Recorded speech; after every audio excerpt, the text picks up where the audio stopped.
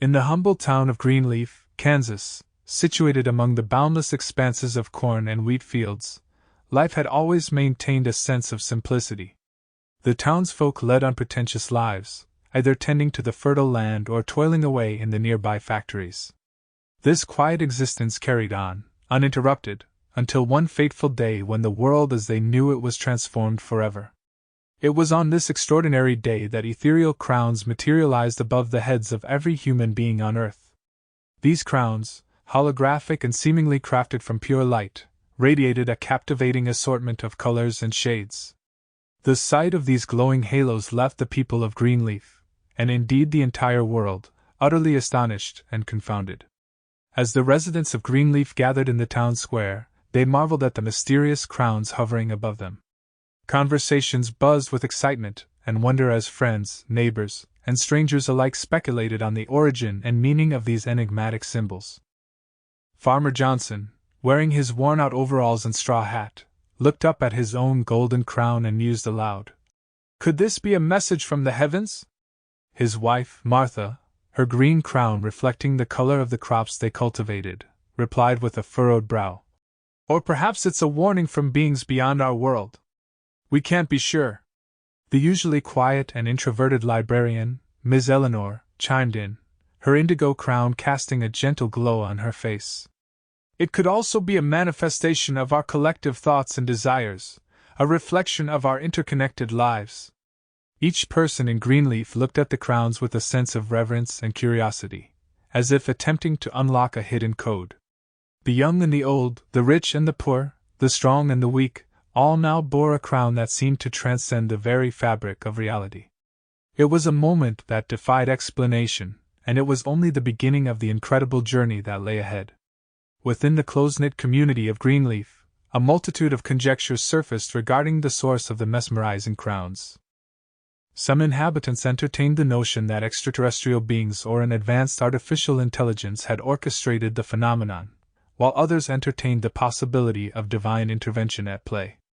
In the town's quaint diner, groups of people huddled together, discussing their hypotheses fervently over cups of coffee and slices of pie. Old Ben, the town's mechanic with grease-stained hands and a crown of vibrant orange, shared his thoughts with a few regulars. I reckon it's gotta be aliens. You know, like in those movies where they come down and give us some sort of message or test. Meanwhile, at the local church, Pastor Williams, a compassionate man whose warm smile and gentle demeanor were now accompanied by a crown of radiant white, prayed for guidance.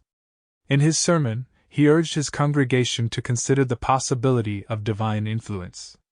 These crowns, my friends, could be a sign from the Almighty, urging us to look within ourselves and embrace our spiritual nature. The enigma surrounding the meaning of the colors, however, remained unresolved. Numerous residents speculated that the colors might symbolize the very core of an individual's character or reflect their innermost qualities. Mary, the florist with a crown of soft pink, suggested during a town hall meeting, perhaps the colors represent our personalities or our roles in the community. My crown, for example, could symbolize my love for nature and the beauty I try to bring to our town. As the citizens of Greenleaf continued to debate the origins and meanings of the crowns, the mystery only seemed to deepen.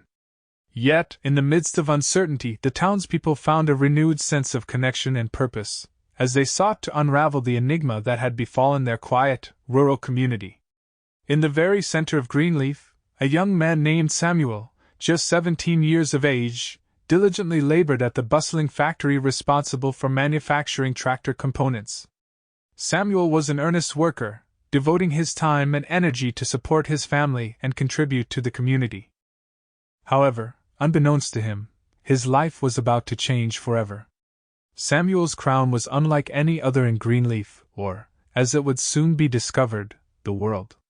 It emanated a distinctive and radiant shade of blue, setting him apart from his peers and sparking curiosity and awe among those who saw it.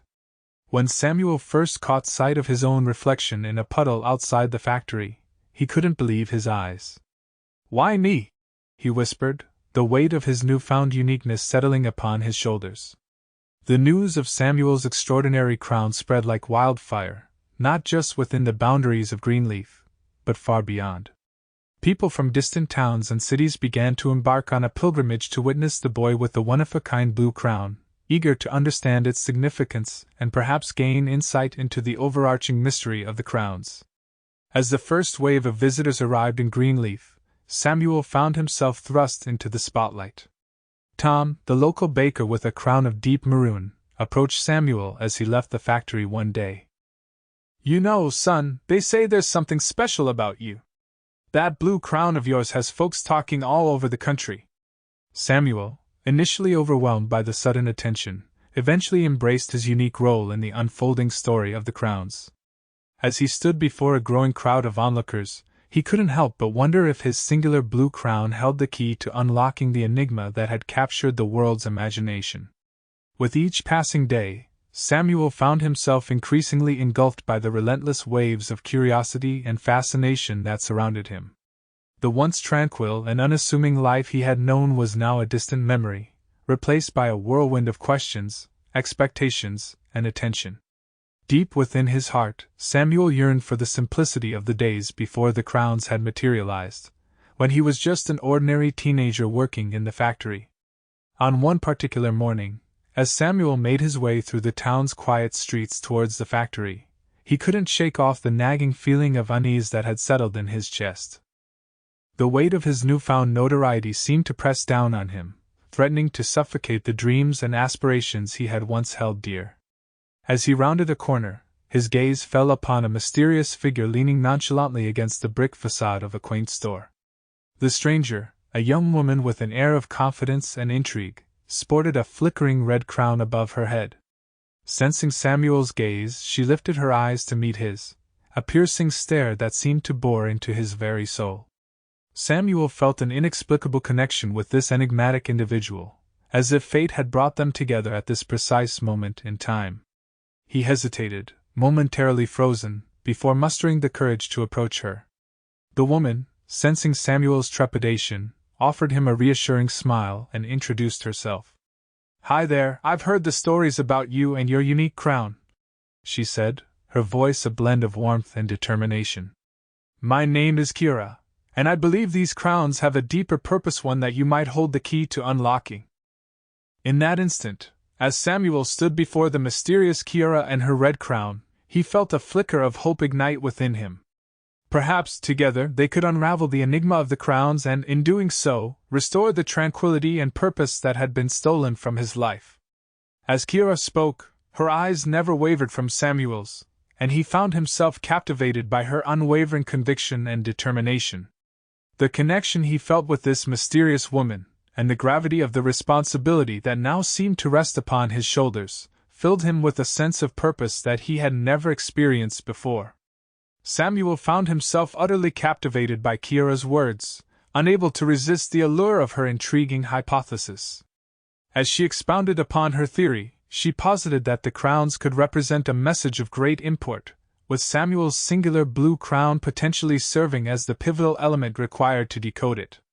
The thought of embarking on an adventure to unravel this enigma was both thrilling and daunting to Samuel, yet he felt compelled to pursue the truth. United by their shared curiosity and determination, Samuel and Kira embarked on a remarkable journey that would take them across the vast expanse of the United States. They sought to find others who, like them, were driven by an insatiable quest for understanding the mysterious crowns and their ultimate purpose. As the intrepid duo traversed the country, their connection and resolve only grew stronger, fueled by the belief that they were on the cusp of a groundbreaking revelation that could change the world forever. Throughout their journey, Samuel and Kira diligently gathered insights and perspectives from the diverse individuals they encountered, each person offering a unique understanding of the enigmatic crowns. As the two adventurers synthesized this wealth of information, a cohesive theory began to crystallize in their minds. Samuel and Kira came to believe that the crowns were emblematic of the rich tapestry of human experience, with each distinctive hue representing a different facet of humanity. They surmised that the secret to comprehending the true nature of the crowns hinged upon the harmonious integration of these myriad colors and the experiences they embodied.